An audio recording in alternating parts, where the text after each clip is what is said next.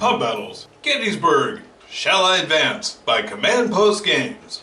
Joshua Reynolds races ahead and tells Pleasanton, I'm on my way. Can Buford hang in there? Buford says, hold my beer. Rather than racing down the Chambersburg pike and running headlong into the Confederate army, Buford was up reading Sun Tzu's Art of War last night, and Sun Tzu says, don't attack the enemy where they're strongest, attack them where they're weakest. Sounds simple, but usually it's not done at Gettysburg. Buford elects to be a fly in the ointment, and he moves over here. A.P. Hill arrives. What to do now? He elects to continue up the Chambersburg pike, but leaves a detachment to guard the bags and pulls them off way back here. Turn 2. Because A.P. Hill is so far forward, Reynolds elects to deploy immediately on Cemetery Hill.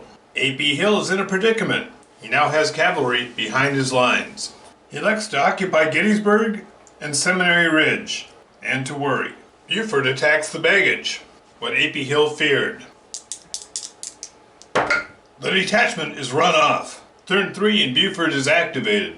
Now Buford could contact the bags, but they haven't moved yet, so when the bags are activated, they'll simply move away. And there's more Confederates coming up the line. This was not what Buford signed up for. Buford runs to Hare Ridge.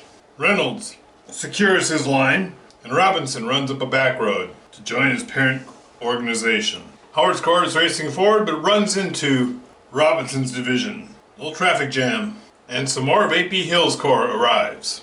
Turn 4.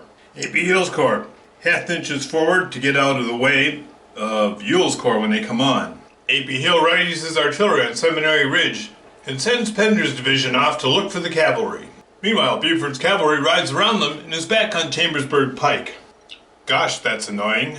Reynolds clears his men off the road. Howard's corps deploys on the Union left. Ewell's corps arrives. Turn 5. Howard is ordered to advance.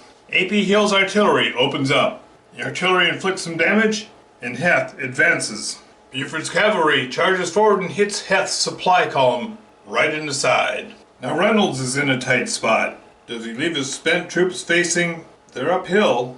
They're in cover, basically. He could attack and flank the attack, but then Rhodes can attack him from behind. That's not going to be good. He pulls his spent troops back and replaces them with fresh. Ewell sends his bags off into the woods, forms up and attacks. The front part of his column fills in Gettysburg. He deploys some detachments to deal with the artillery while trying to maintain pressure on the big show south of Gettysburg. Combat on the hill. Reynolds' decision to throw in fresh troops reaps benefits as the southern attack is completely wiped out. Turn 6. Howard presses ahead aggressively, attacking all along the line as he attempts to drive Hill back. Meanwhile, Ewell seems to have contained the cavalry threat, getting his bags out of danger, and begins flanking the Union line. Over here, Reynolds supports Howard's drive while extending his line over to Culp's Hill.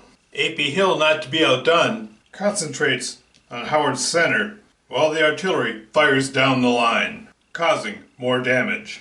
Pleasanton recalls the cavalry, hopefully before it's too late, and the combat on McPherson Ridge, and Howard's center collapses. Turn 7. 3rd Corps marches up the Taneytown Road as Sickles confers with Reynolds. Where do you need me? Where do you need me? A.P. Hill's 3rd Corps should be having a breakout opportunity, but the cavalry is some concern, threatening a flank attack on any attack on the Union line here, and threatening Hill's baggage. The last troops of his corps arrive, but have to immediately come out of column and attack the cavalry. A.P. Hill's artillery, the strongest arm of A.P. Hill's corps today, opens up. Elements of Reynolds' 1st Corps are driven from the hill. Ewell swarms Reynolds' right. Howard's troops fall back. Taking a cue from Buford this morning, Reynolds says, hold my beer. A double envelopment on Ewell's attack. Pleasanton continues to pull the cavalry back. You don't want to lose the cavalry on day 1 at Gettysburg because you'll need them at day 3 if the battle's still going. Slocum's 12th Corps arrives. Slocum races ahead to confer with Reynolds. Now it may seem kind of obvious with our God's eye view of the situation, but riding up, all he knows is there's a lot of fighting going on right here, directly in front of him. Do you want him to race forward?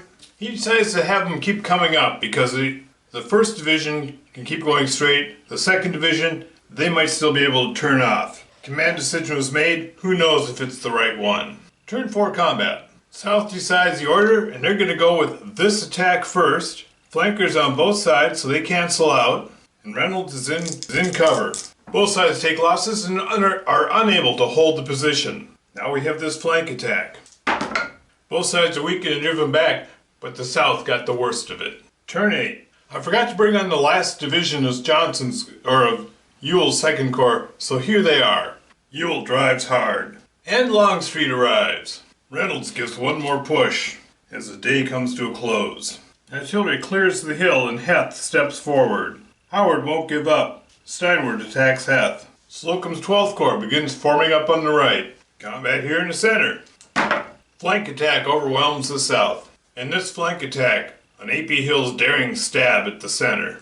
Oh man! More grievous Southern losses. So at the close of day 1, the contest is very much in question. Though Buford's cavalry really did stymie early Southern efforts. Night turn.